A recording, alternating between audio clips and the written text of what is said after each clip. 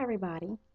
I'm Crystal Calhoun, and I'm the founder of Heart and Soul Advocacy. I am a child advocate. I used to be a school psychologist in the school system, and now I basically just want to impart my heart and soul into you. And what that basically means is I want to share with you the knowledge and wisdom that I have from working within the school system. I've worked in the school system for over 7 years, and I've really witnessed a lot of things that took place. And a lot of it was, probably unjust, and some things were not fair. Some parents were taken advantage of. And I want to just impart some words of wisdom and knowledge out to parents who may be in that situation. So, what I want to first talk about today is some of the mistakes that parents make when dealing with the school system. So, my topic for today is going to deal with putting things in writing. There's a lot of parents who, don't put things in writing when dealing with the school system, and you must put everything in writing. The best way to put things in writing when dealing with the school system is to use an email. You want to always start with the teacher first. That's your first line of defense because you want to have a working relationship with that teacher if possible.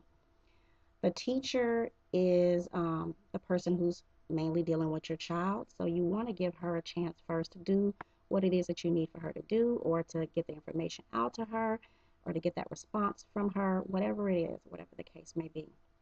Give her that respect first.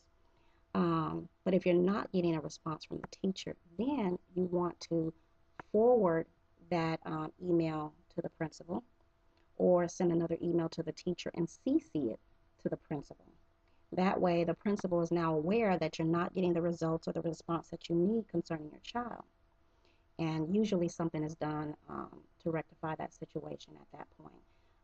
Once a principal is notified, that is their boss. So they usually jump on things right away when that is the case. Let's see what else. Oh, and if you're having trouble with the principal, getting a response from the principal, or dealing with that situation concerning your child, and you're not getting the results that you need from the principal, even, you can also send an email to the area superintendent. Now, there is a superintendent for the whole school district, but there are also, I guess you would call it assistant superintendents. What they call it out here is area superintendent. So a certain area within that school district has a superintendent that is in charge of those particular schools. So that is the direct boss for that principal. And so when you send an email there, a lot of times that, will get the results that you need from that principal. Um, the other thing, special education.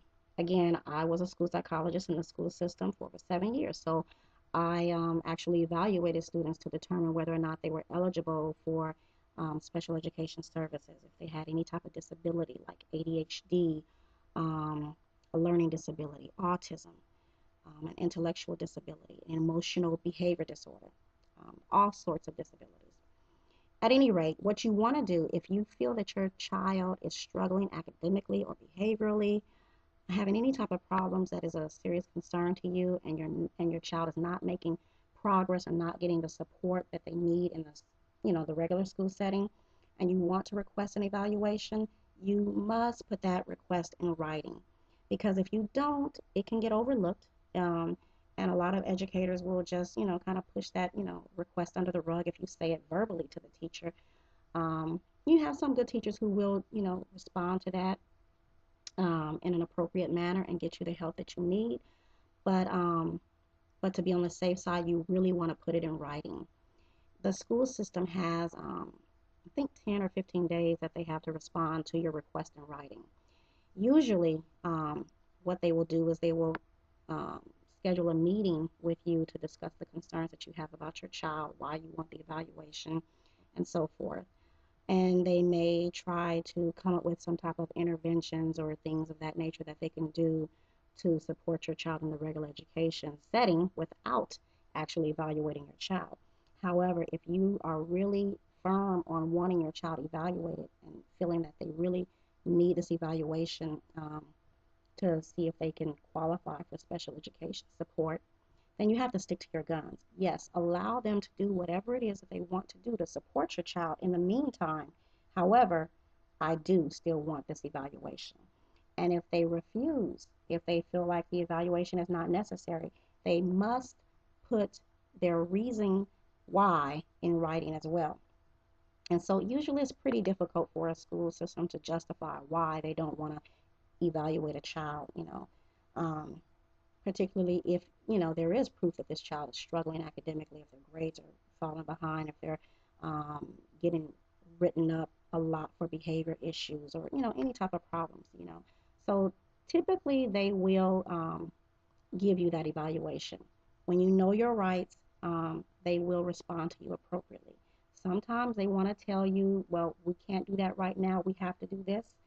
But I'm telling you the truth. It is the law. They must evaluate your child. When you put that evaluation in writing and you sign that consent for your child to be evaluated, they must evaluate your child. And they have 60 days to complete that evaluation and have a meeting with you to determine whether or not your child is eligible for special education services.